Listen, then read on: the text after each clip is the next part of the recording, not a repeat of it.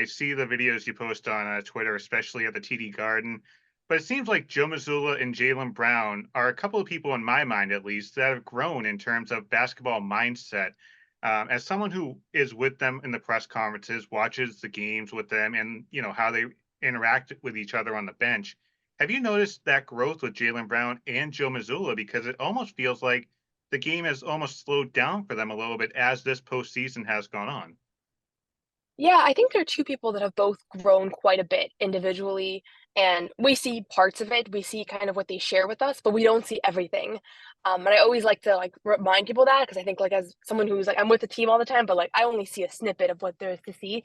Jaylen Brown, to me, has just emerged as a leader for this Celtics team. Like, he takes ownership after bad games. He's the one that's most visibly frustrated after bad games. He says things like they are. He doesn't sugarcoat things. I think that's his style as well. So off the court, that's the voice that he's kind of picked up, and I think some of it is like the things that Marcus Smart used to call people out. He kind of, he's picked up on some of that. And then on the court, I mean, he had the best season of his career in so many ways, defensively, as a playmaker, as far as taking care of the ball.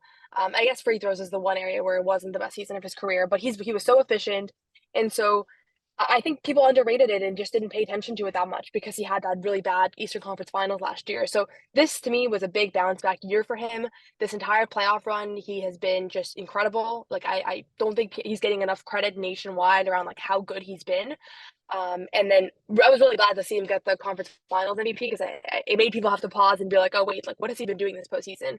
And then Joe Mazzulla, I think people just looked at last year as, he was this young guy, he was put in a tough position.